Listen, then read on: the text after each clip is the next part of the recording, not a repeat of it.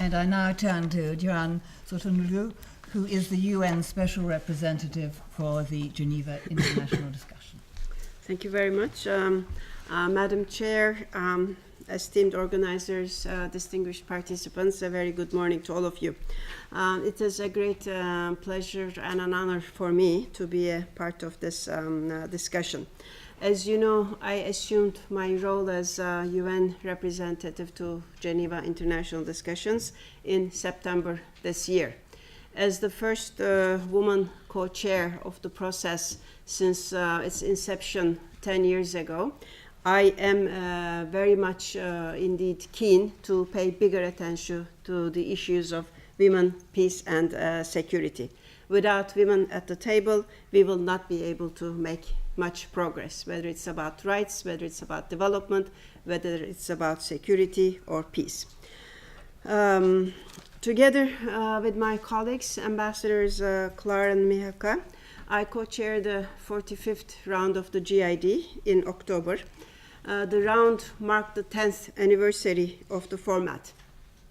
In mediation process, this is neither too long nor too short.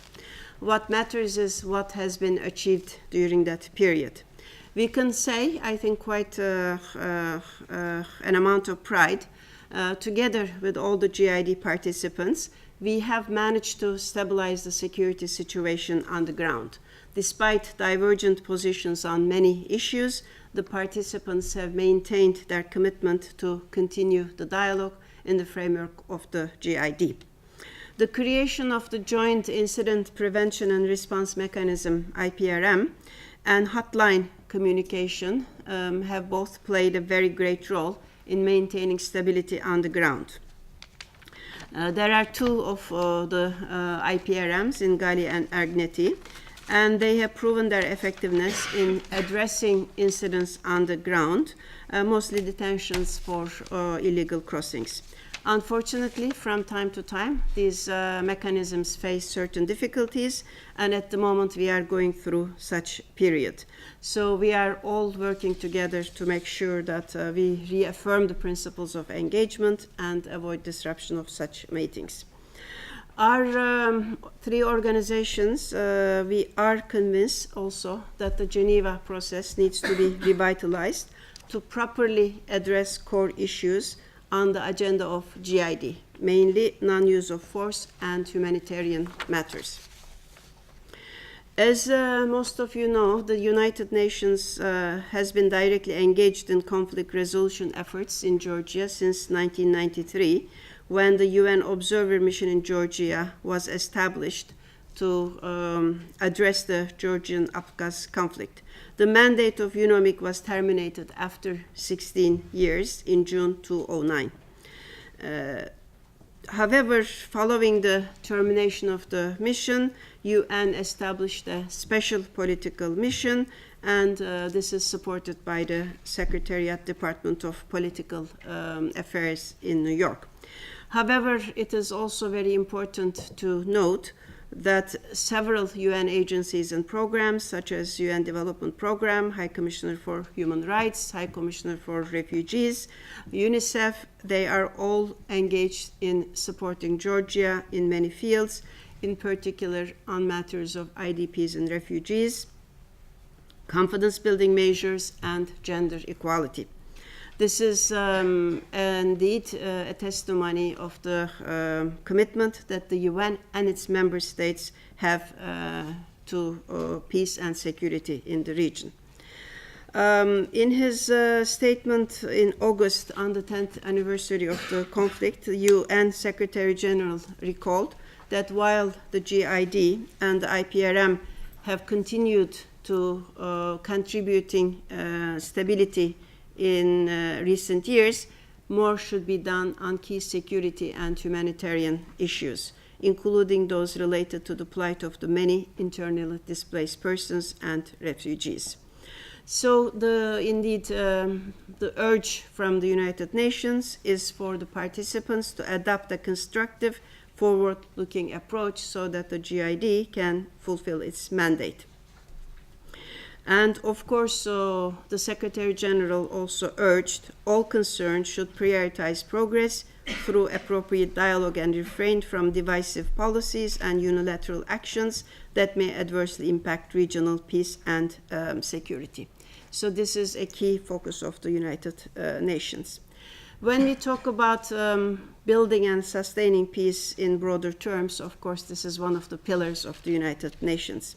The concept was redefined in 2016 by two new resolutions, and they are groundbreaking in the sense that they redefine the UN approach to peace by adapting a long-term perspective and focusing on prevention, which means that the UN efforts should go beyond addressing the immediate needs of conflict-affected people and to focus on better supporting countries to make peace last. This is the key distinction that we have after decades in the UN.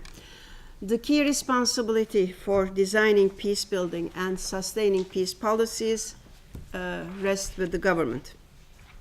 At the same time, the resolutions recognize that this is not just the role of the government. It has to involve all relevant stakeholders, including civil society, academia, regional, sub-regional organizations, UN, IFIs, and the private sector.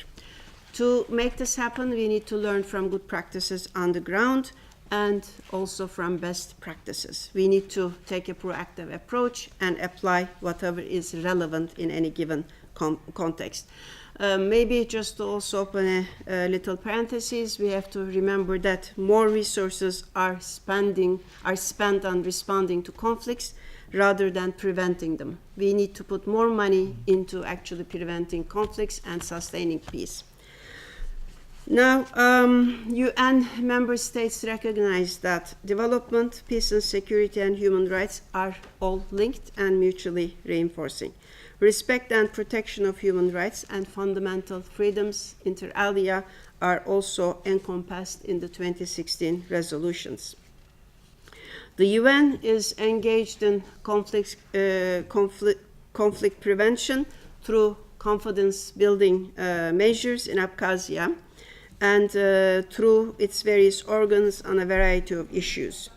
I don't want to take too much time. I'm sure we will be able to talk about them later, but these also represent a very good cooperation between the UN and the EU, as they are EU-funded, UN-implemented projects. Just to give you an example, there is a grant-making mechanism for civil society initiatives, which also creates networking among NGOs on different parts of the region. There are grassroots activities that focus on livelihood opportunities for conflict-affected communities, and they provide access to technology, training, agricultural support. Local communities are empowered actually through these activities, and they are able to design their own economic development strategies. Let me indeed just leave you with that maybe broader perspective on peace, security, and development. As you know, in 2015, all UN member states signed off on the Agenda 2030, where it is 17 Sustainable Development Goals. And the main goal of all these 17 goals is indeed to leave no one behind. And we can't do that if we don't have peace and security. And for peace and security, we need cooperation at all levels, between countries, between people, between all stakeholders. So I'm very happy to be a part of this conference. I'm very much looking forward to hearing from all the eminent scholars and other participants. Just to note that my remarks have been limited to my role as UN representative to GID, but I hope what we are advocating as the United Nations indeed is applicable to various issues that are going to be discussed here today and tomorrow. Thank you very much. Thank you very much indeed.